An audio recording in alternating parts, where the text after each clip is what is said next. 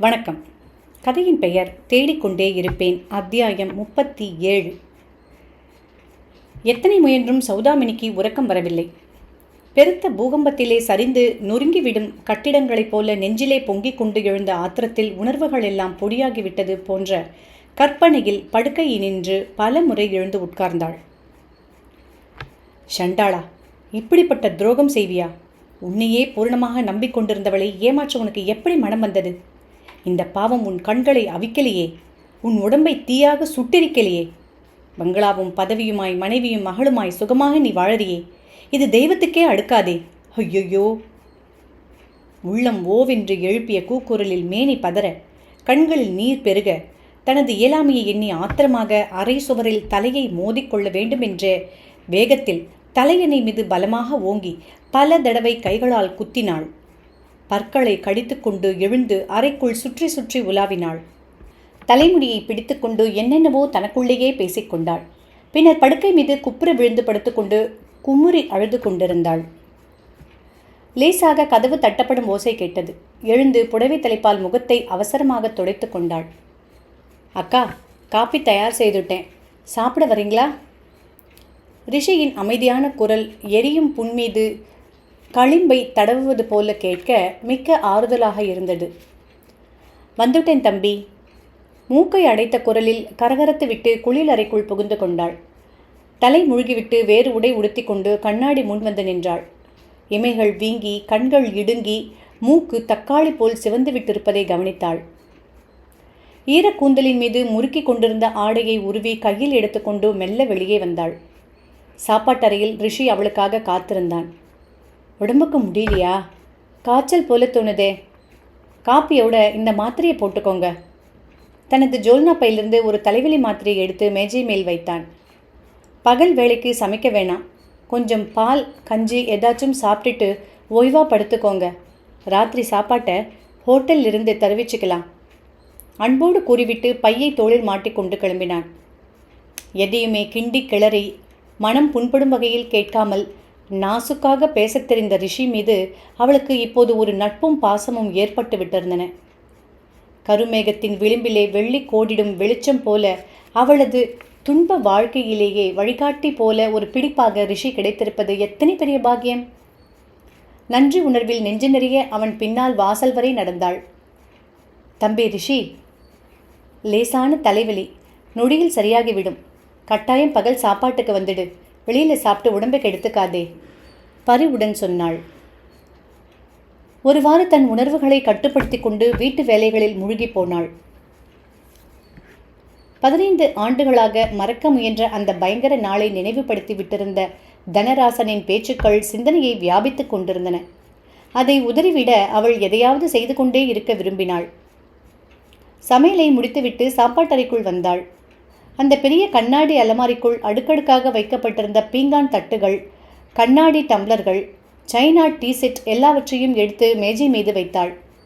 தூசி, ஒட்டடை, பல்லி முட்டை, கற்பான் சறுக்குகள் எல்லாவற்றையும் தட்டி துடைத்து அலமாரி தட்டுகளை சுத்தப்படுத்தினாள்.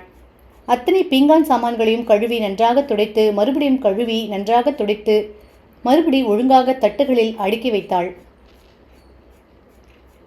நேரம் ஓடிக்கொண்டிருந்தது. கடைசியாக அலமாரி தட்டின் மீது எடுத்து வைக்க வேண்டிய அந்த ஃபோன், சைனா டீ செட்டு மாத்திரம் மேஜை மீது இருந்தது. ஒரு கோப்பையை எடுத்து அழகு பார்த்தாள். லேசாக கனமின்றி அதே சமயம் சின்ன ரோஜா பூக்கள் அச்சிடப்பட்ட வெளிநாட்டு தயாரிப்பில் அமைந்த அழகான கோப்பை. விலையும் அதிகமாகவே இருக்கும். எண்ணியபடி அதை பத்திரமாக மேஜை மீது வைத்துவிட்டு அனைத்தையும் அழகு பார்த்து கொண்டு நின்றாள். நெஞ்சை கசக்குவது போன்றதோர் உணர்வு. தாயுமானவருக்கு ரசனை மிகவும் அதிகம். தன் விருந்தினராக வந்து அங்கே தங்கி போகிறவர்களின் உபயோகத்திற்கு கூட எத்தனை உயர்ந்த அழகான பொருள்களை வாங்கி வீட்டை நிறைத்து வைத்திருக்கிறார். எத்தனை தாராள மனம், என்ன நல்ல குணம்! அப்படிப்பட்ட ஒரு மனிதரின் அன்பு தனக்கே சொந்தமாகவில்லை என்று ஆத்திரப்பட்டு அவரை வேதனைப்படுத்த வேண்டித்தானே அந்த வஞ்சகன் ஏகாம்பரத்தின் வலையில் சிக்கிக்கொண்டோம். அது திருத்திக் கொள்ள முடியாத மாபெரும் தவறாகிவிட்டது. குபீர் என்று நெருப்பாக உடல் எரிவதை உணர்ந்தாள். கண்களில் நீர் கொப்பளிக்க உதட்டை கடித்துக்கொண்டு சுவர் ஓரமாக நின்றாள். ஜன்னல் வழியே அவள் பார்வை தோட்டத்திற்குள் ஓடியது. வடிவேலு கேட்டை அகலமாக திறக்க மீண்டும் அந்த பென்ஸ் கார் தோட்டத்திற்குள் விரைந்து வீட்டின் முன் நிற்பதை கண்டாள். காரின் கதவை திறந்து கொண்டு வெளிப்பட்ட மனிதனை கண்டதும் பூமி வெடித்து அதற்குள் தலைக்குப்புற விழுந்துவிட்ட உணர்ச்சி, அதிர்ச்சி அவளுக்கு. ஒரே ஒரு கணம்தான் குழப்பம். சமாளித்து கொண்டாள். புயலாக தன்னுள் எழுந்த ஆத்திரத்தை அடக்க முடியாமல் வேகமாக சென்று வாயிற்கதவை திறந்தாள். அழைப்பு மணியை அழுத்தும் முன் வந்து கதவின் திறக்கிறாளேன்னு அதிசயமாக இருக்கா? நீ என்னை தேடிக்கொண்டு இங்கே வருவேன்னு தெரியும். ஒவ்வொரு நிமிஷமும் காத்து கொண்டிருந்தேன். பற்களை கடித்து கொண்டு மெல்லிய குரலில் தாங்குனா சினத்தில் சீறினாள் சௌதாமினி. வடிவேலு வரைமுறை தெரிந்தவன். அந்த வீட்டில் வந்து தங்கும் விருந்தாளிக்கு வருவோர் போவோர் அதிகம் உண்டு. அவனுக்கு தெரியும், தன்னை கூப்பிட்டால் ஒழிய அவன் உள்ளே வரமாட்டான். கேட்டை மூடிவிட்டு அவன் பின்பக்கம் போய்விட்டான். உள்ளே வரலாமா? கேட்டுக்கொண்டே அமத்தலாக அவளை தாண்டி கொண்டு முன்னிருந்த சோஃபா ஒன்றில் ஏகாம்பரம் சாய்ந்து கொண்டார். கதவை மூடிவிட்டு உள்ளே வந்தாள் சௌதாமினி. அவள் உடல் கிடுகிடுவென்று நடுங்கியது. எத்தனை துணிச்சல் இவனுக்கு! ஆத்திரத்துடன் கைகளை கட்டிக்கொண்டு முன்னால் வந்து நின்றாள். பெண் கல்யாணம் எப்போ? பத்திரிக்கையோடு அழைக்க வந்திருக்கிறியா? கோபமாக கேட்டுவிட்டு ஏளனமாக சிரித்தாள். உன்னை தேடிக்கொண்டு இங்கே வந்துவிட்டதனால் நான் உன்னை கண்டு பயந்து விட்டதாக நினைப்பா? காசு பணம் இல்லாமல் நீ கஷ்டப்படக்கூடாதுன்னு பரிதாபப்பட்டு பண உதவி செய்ய வந்திருக்கேன். ஆடு நனைதேன்னு ஒன்றை அழுகிறதா? ஆத்திரமாக கேட்டாள் அவள். முரட்டுத்தனமாக பேசாதே. 10 ரூபாய் நோட்டுகளாக இந்த பிளாஸ்டிக் பையில் 50,000 உன் செலவுக்கு வச்சிருக்கேன். இதை எடுத்துக்கொண்டு சென்னையை விட்டு கிளம்பு. சென்னை உன் தாத்தா ஊரோ? உனக்கு மட்டும் சொந்தமோ? பிடிவாதம் செய்தால் நான் பொல்லாதவனா இருப்பேன். வேறு வழியில் உன்னை சமாளிக்க தெரியும். யாரும் துணை இல்லாத அனாதைன்னு நினைக்காத. உனக்கு பணம் இருந்தா எனக்கு பக்கபலமாக ஆள் துணை இருக்காங்க, புரிஞ்சுக்கோ. இந்த வீடு யாருடையதுன்னு தெரியும். யார் தயவில் வாழ்கிறேன்னும் தெரியும். நீ அந்த மாதிரியானவதானே? சி, வாயை மூடுடா வெக்கங்கிட்ட மனுஷா. நீ எப்படிப்பட்ட கயவன்னு எனக்கு தெரியும். அதையெல்லாம் இப்போ பத்திரிக்கையில் அம்பலப்படுத்தினா நீயும் உன் குடும்பமும் வெக்கம் தாங்காமல் தூக்கு போட்டுக்கணும். அத்தனை துணிச்சல் உனக்கு இருக்கா? உங்ககிட்டேருந்து கற்றுக்கொண்ட துணிச்சல் ஏராளம் இருக்குது. ஹோட்டல் பங்கஜா ஞாபகம் இருக்கா? முருகதாஸுக்கு தவறி போய் அந்த அருகை கொடுத்துட்டாங்க. உன்னை எச்சரிக்க முடியலேன்னு என்கிட்ட வந்து புலம்பினியே. உண்மை எனக்கு தெரியும். என்ன தெரியும்? முருகதாஸுக்கு என்னை விலை பேசின தரகன் நீ. காதலிப்பதாய் பொய் சொல்லி ஏமாத்தினேன். என் குழந்தையையும் தாத்தாவையும் வச்சு காப்பாற்றுவதாக வாக்கு கொடுத்த. உன் பெயரை கேஸில் சம்மந்தப்படுத்தாமல் வாயை மூடிக்கணும்னு கெஞ்சினேன். நான் ஒப்புக்கொண்டேன். எனக்கே எல்லாம் தீமையாக முடிஞ்சுது. அதையெல்லாம் மறந்துட்டேன். உன்னை மன்னிச்சிட்டேன்.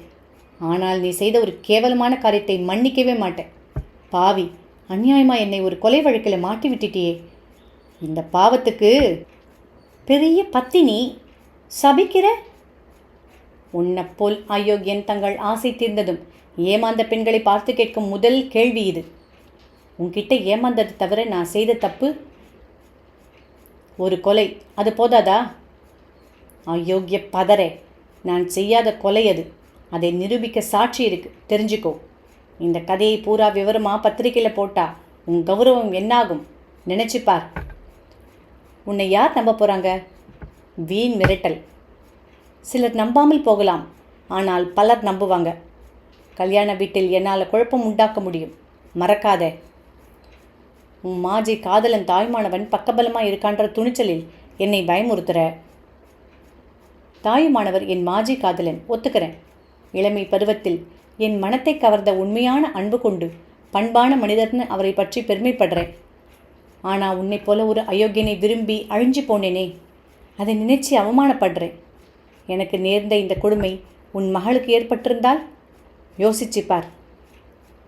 உன் மகள் செய்யாத ஒரு கொலைக்கு சிறை தண்டனை அனுபவிச்சு பிஞ்சு போன்ற விரல்கள் புண்ணாக நாள் முழுவதும் நாடா பின்னி பஞ்சு போன்ற மெத்தையில் படுத்த உடம்பை சிமெண்ட் திண்ணையில் போட்டு அலட்டி கூழ் குடிச்சி சிந்திக்க தெரியாத படிப்பில்லாத மூர்க்கமாக பேசும் பெண்களோடு சேர்ந்து பல ஆண்டுகள் வாழ வேண்டி வந்திருந்தால் நினைச்சிப்பாரு. அப்படி மகளுக்கு நேர்ந்து விட்டால் என்ற வெறும் கற்பனையே உன் நெஞ்சை வெடிக்கச் செய்யும். ஏனென்றால் அவள் உன் மகள். ஆனால் நான் யாரோ ஒருத்தன் மகள். ஏழை, ஏமாந்தவள். எனக்கு ஏற்பட்ட இந்த கொடுமை, அநீதி இவை பற்றி உனக்கு அக்கறை ஏன்? அப்படித்தானே சொல்ல போகிற? அக்கறை கொள்ளும்படி நான் நடவடிக்கை எடுக்க போகிறேன். இந்த 50,000 உன் வாயை மூடிக்க போறியா?